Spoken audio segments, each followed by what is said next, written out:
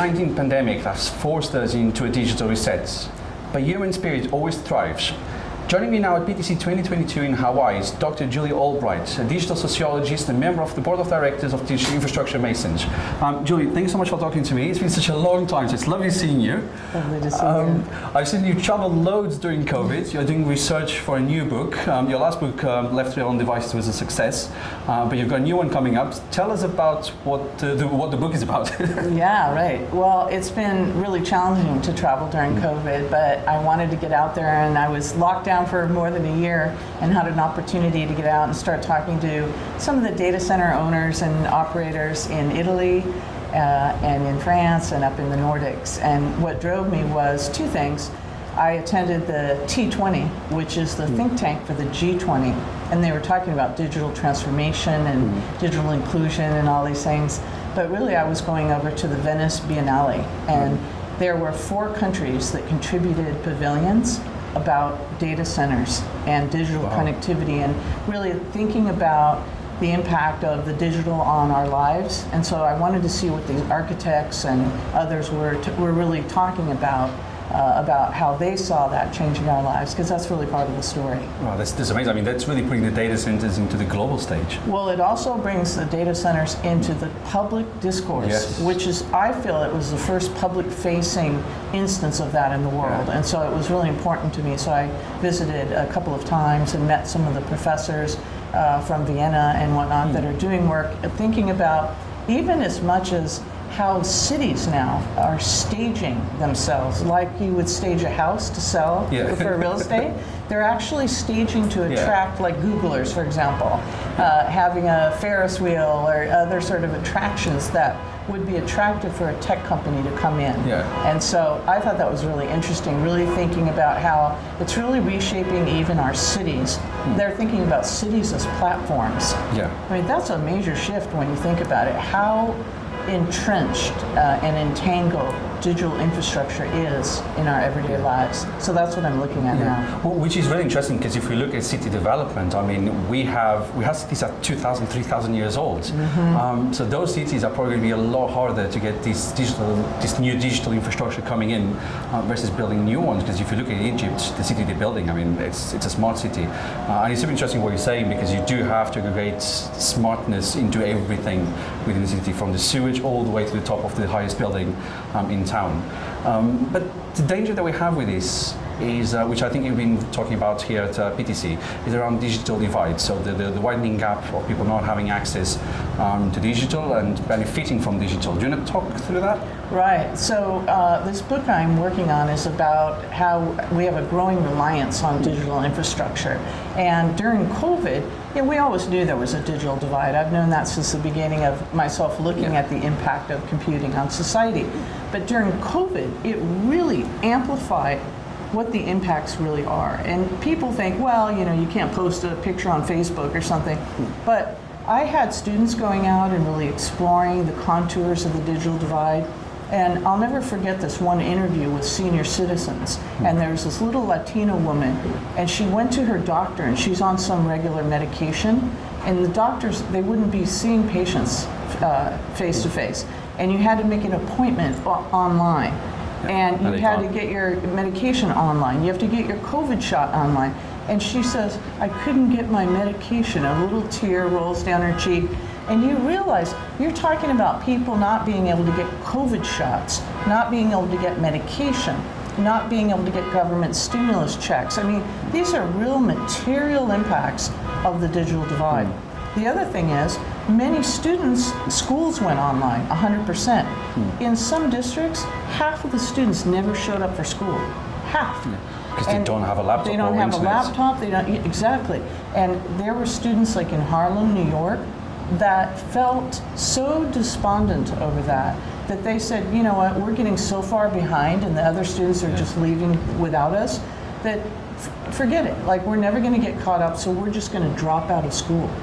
And the point of that is, we know that education leads to social mobility, moving up the social ladder if you're dropping out of school and you're not going to college, this can actually impact generations of time. So we're talking about major impacts here, and COVID really amplified that. It's one thing if it's a nice to have a device or connection at home, but when you're driven to work at home, go to school at home, get your medical care and etc. appointments at home, and you don't have a device, you don't have the skills, you're in real trouble. Yeah, I mean, digital is becoming, at the end of the day, a commodity.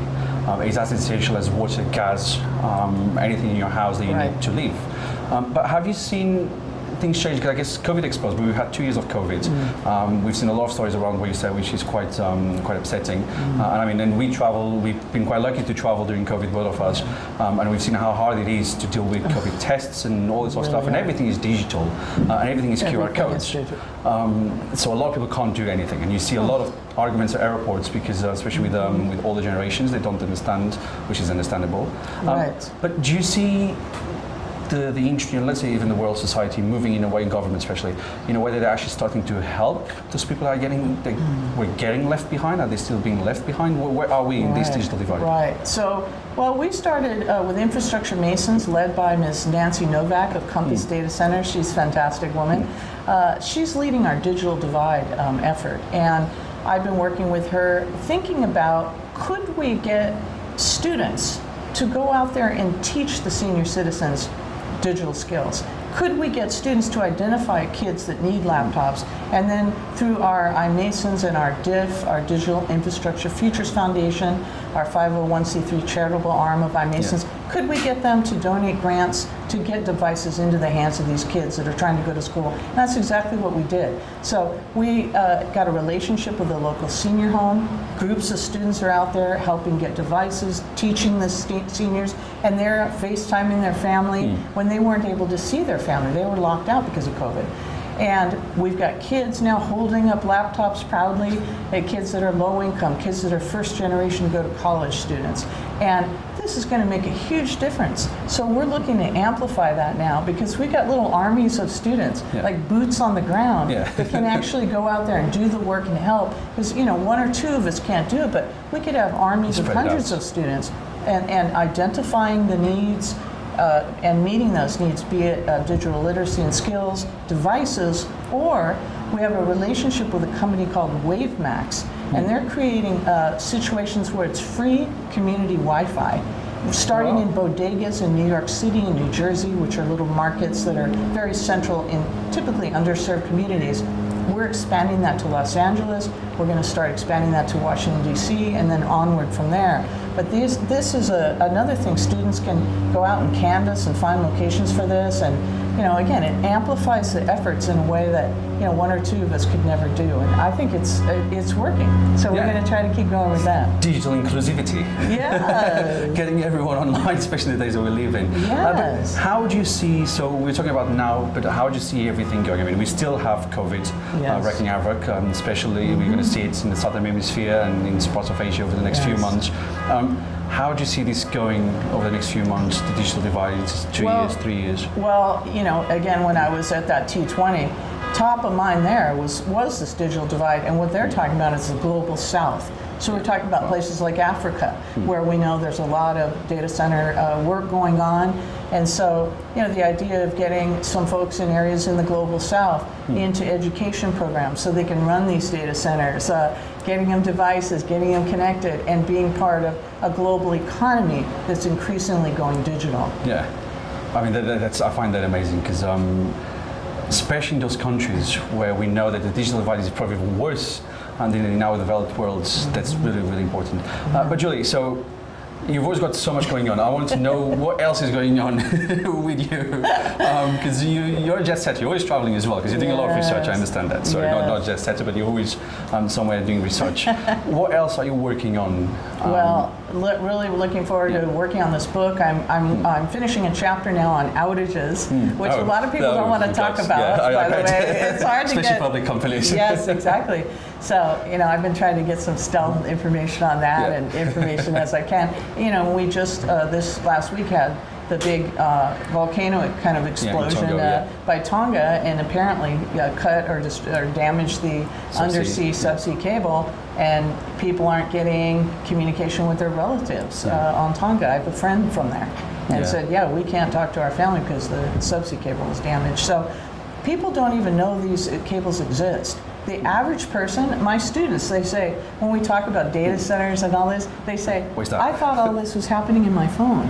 So they don't know there's a whole army of people and that there's these buildings and that there's cables, and they don't know any of this. And so I'm going to talk about the intersection of that physical infrastructure with energy and that whole infrastructure that's aging in some parts and might not be able to keep up with the speed of digital development. And then the intersection of climate change, where you've got things like fires and heavy snows and things that could create these outages that we're talking about. And what do individuals and communities and businesses and even data center operators and owners, what do we need to be thinking about in this world where all these factors are coming together? So I'm putting together a risk and opportunity framework that's going to integrate not just resilience and redundancy, but some of these social and environmental factors that are coming up, so that the leaders can take a look at it and really assess where they're at and what these new risks are that are facing them. That's what I'm working on now. I mean, that is super, super interesting, because I guess the digital divide, as much as it's human-made, it can be really disrupted by nature, as you've mentioned, Tonga. So that's very interesting to see how they will be able to do all the resiliency around the infrastructure to make sure that no one ever goes offline again. Because, I mean, if you're going to leave online, we need to be online.